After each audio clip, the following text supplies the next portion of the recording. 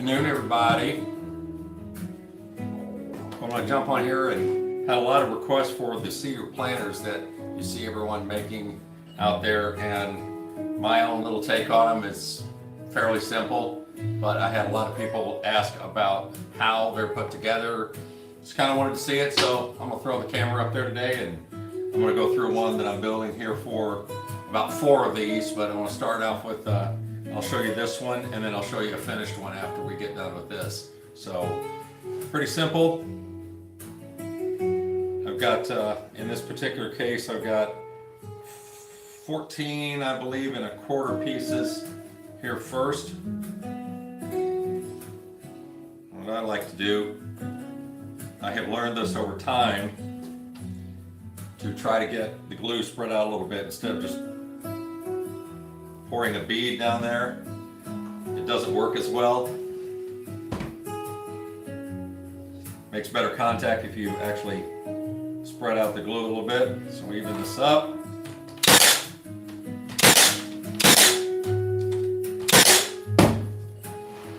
Put that one on there.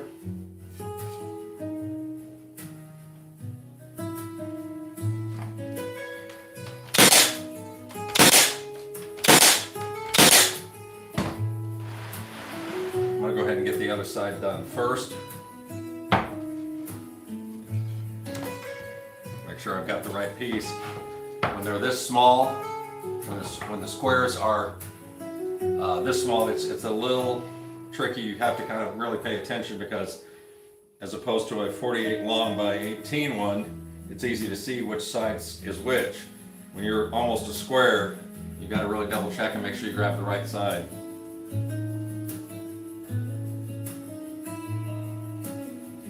Spread out the glue. Make sure my sides are all flush. Bring my, and these are a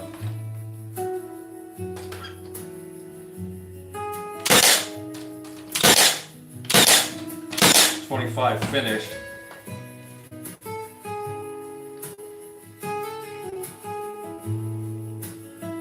Finished tall. I just realized these actually need an additional piece. Almost messed this up. These are 3 boards high, not 2, so that gives you a planting depth of about 15 inches, 15 and a half inches. The client that wants this one is not exactly sure what they're planting. Probably a single tomato in each one of these is my guess. There we go.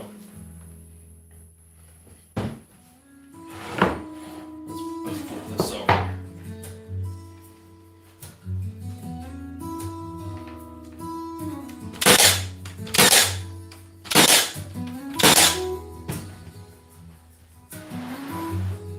I upgraded last year to the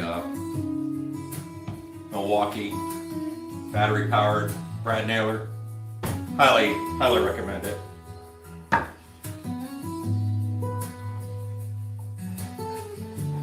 Yeah, I almost messed that up there.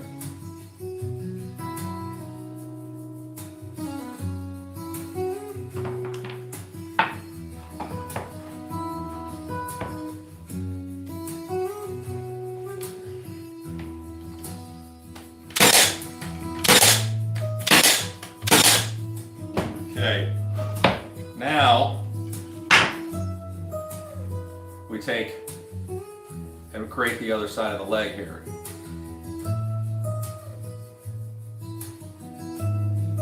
So once again,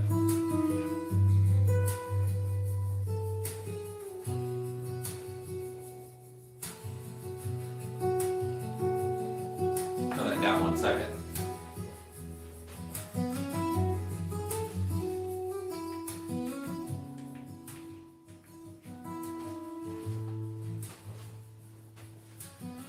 So we take the other leg and we flush up the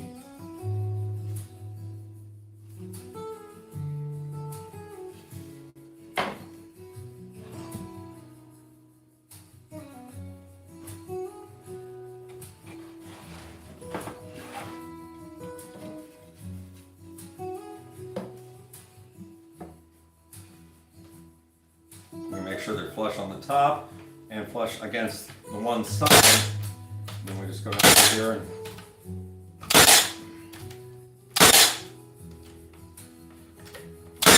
a couple more maybe for good measure.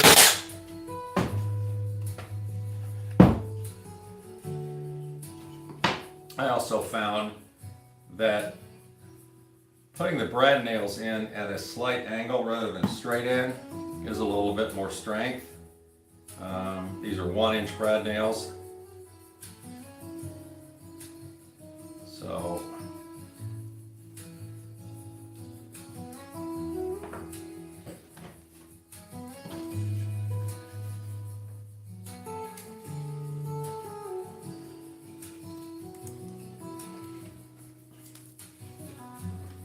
as you can see, we're just gonna flush this up to one side so that basically you're creating in this case, a 2-inch side this way, and because this side is shorter, you end up with a 2-inch on this side.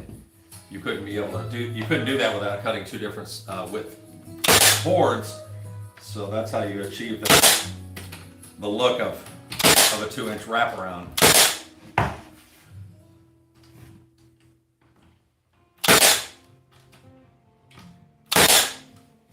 And usually, I try to be as best I can, kind of trying to clean the glue up. They are rustic pieces, but you know, it's not a perfect science, but these weather pretty well. They patina really nicely over time. So now, hopefully you can all see this.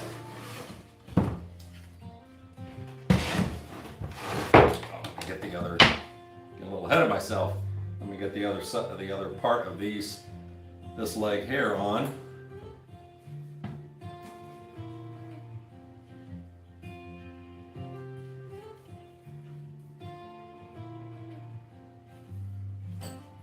By the way, I didn't introduce myself. I'm Brian England with my little business here in my garage is England Made It. Appreciate y'all jumping in here today. Just went and did my civic duty and voted in our Indiana primary.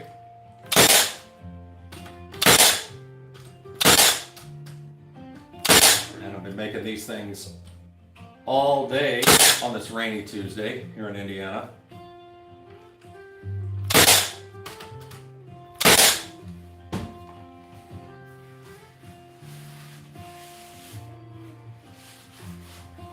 Okay, flip that over.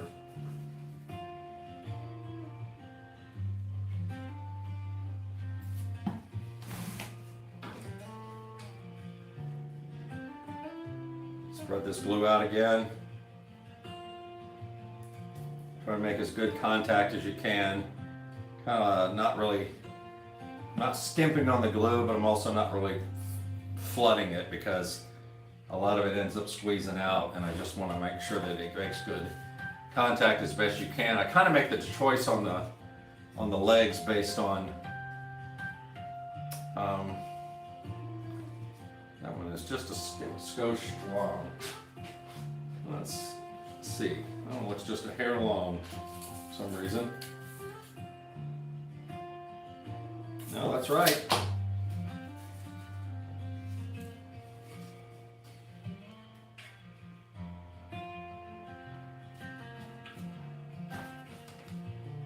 I'm trying to make this go as quickly as possible.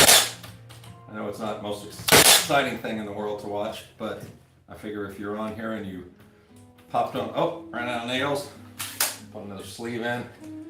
I figure if you came in here and watched this, maybe you're interested in doing these yourself. I started doing them last year, and they were pretty popular. And once again this year, started on them a little sooner, but not many people as interested as they are in the last about 5 to 10 days because we're so close to Mother's Day now. I think everybody's ready to build their gardens and such. So that's what we have to do now. So now we've got the two main sides, And now we have to come through here and place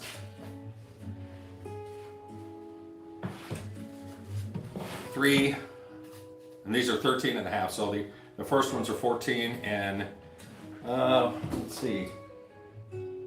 Yeah, 14 and 3/4, and then these are 13 and a half. So once again, just like before, you've got a little lip inside here now after placing the 2-inch piece on the outside of each of these sections. And that leaves enough of a lip in the inside to be able to put your side, in this case, side pieces on. It will, we spread out the glue again the same way. And I try to look at this and figure out what's the best side. So, you know, it allows you to make the choice right then which one is going to be seen from the outside of the planter. The inside doesn't matter, of course, because it's where the dirt or the potted plant or whatever it is that you're going to put in it goes. So we kind of put the piece in, line it up with the top. I know you can't really see this with the one camera, but I'm doing my best here.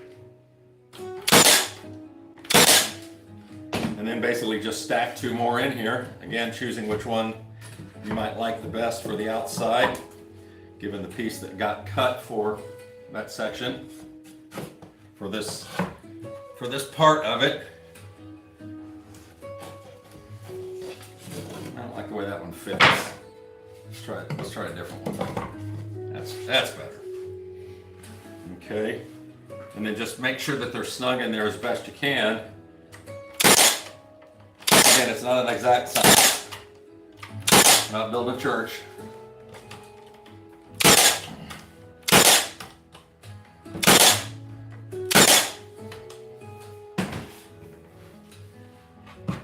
Okay. Spin this around. Kind of flip it over. Do the same thing. So now you got to reach in there and make sure that the glue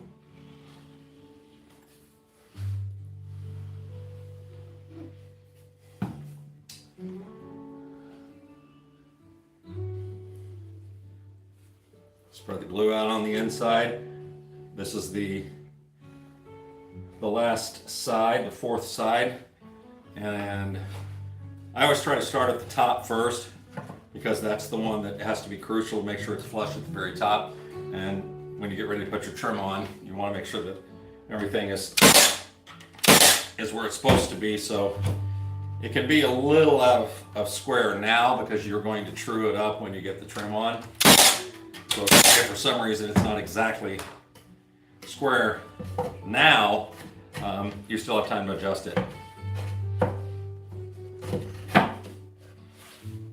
And so again, if you can see in here, we're just sliding in the pieces into place. Push on the sides to make sure that it's tight as it can be. A couple nails on the end of each board.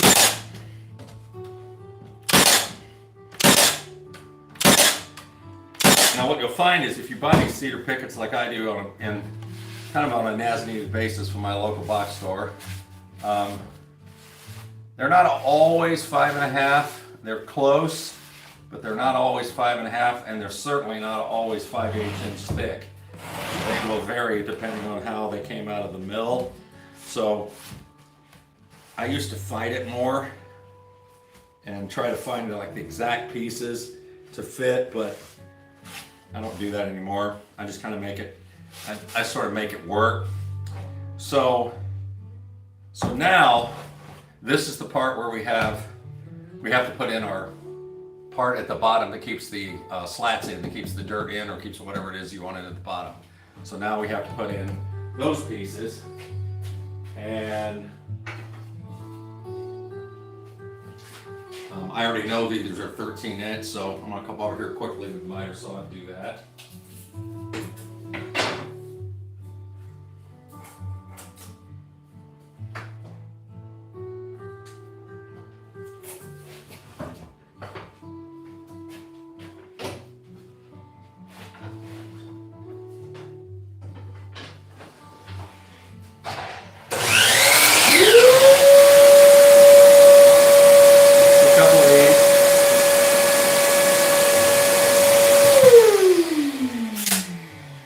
I do right here at this point, and it's kind of I could create it. I could grab another brad nailer and hook it up to that hose setting up there, but it's just a straight, and I switch out 1 inch nails for 1 inch and a quarter, because these are 3/4 inch little pieces that I'm using to hold up the bottom part, the bottom slats. So for me, again, trial and error on this, I just found out that a 3/4 inch piece, thick, works the best, and I just kind of put it right in here. Again, I know you really can't see this, maybe you can. I don't cut it perfectly flush, it doesn't need to be flush side to side, but it does need to be basically at the bottom of the bottom board, if that makes sense. So again, like I said earlier, these pieces aren't exactly always 5.5 inches wide, so you end up with a little bit of a difference here, right here and here. And so I make sure that the piece that's going to hold in the bottom is flush with this side, and it's flush with this side. It doesn't matter if these are long, because again, the bottom is going to be unseen. So I just come around here, flip this over. You can see right now this is kind of a little jacked, but we'll just come in here, put a little more glue.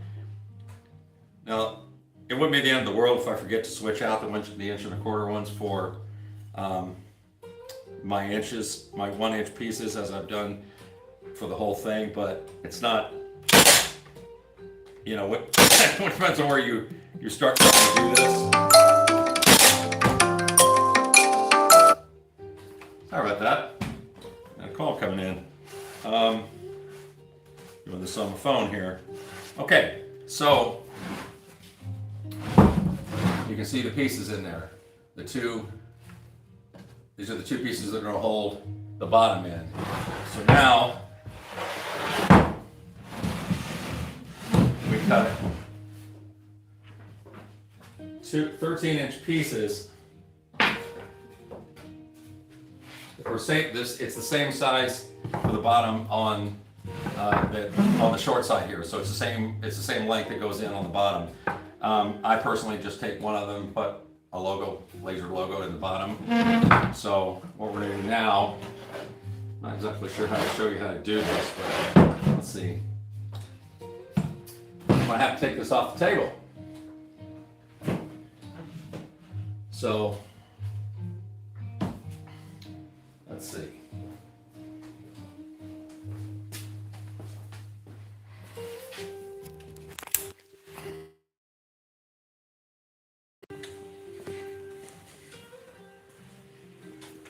All right, I'm going to bring you over here because I want to show everybody that, let's see, can I flip this around? I think I can. There we go. Perfect. Okay, so this is what we're looking at on the inside. So again, just a small bead of glue. A small bead of glue there. Grab my little, I created this little way to keep the brush kind of, you know, from laying in the glue all the time. Eventually you just kind of have to switch that piece out. Okay, there we go.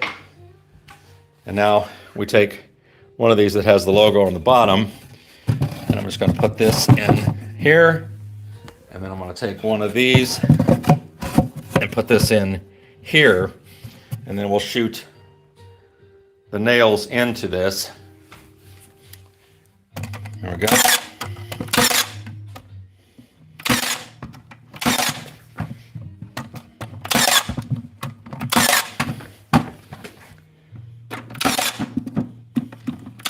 Okay, now for the most part, I have learned, now I don't know what I did with my tape. Oh, there we go. There we are. I've learned that this last piece, where I used to put them in tight and then drill a hole like 2 or 3 holes right here, it's not really enough drainage to be able to just to go out of those 2 holes. So what I've done now this season is add about a 3/16 inch gap on either side. So if you can see, we're right about 2.5, a light 2.5 will do this. So I'm going to rip a piece that's going to be the filler for this. And then it's really just putting on a piece of trim. I mitered them, and just for time's sake, I'm going to show you this is one that looks like finished. So again, I actually have some stained ones that I picked up from somebody, a reseller that was real cheap because they were an overage from a job. So I may make something out of those, but for right now, I'm putting those in the bottom of this because they won't be seen. It also adds actually a little protection since they're stained, so it won't really be direct dirt right on top of it. It'll have a little bit of a seal to it because of the stain. But this is what it looks like, and you can see that it has a slight gap, right? And then these are just 1 3/4 inch wide pieces, and they're 45. I like the way they look on a 45 versus just butt joints. So that's kind of it. And that's a tall one. And yeah. So I hope that makes sense to everybody. I'll try to do this again a little bit more detailed. Probably actually do a video that has step-by-step parts. I've plans for all these on my website, englandmadeit.com. Forthcoming on the website, it will get there. But appreciate y'all hanging out. See ya.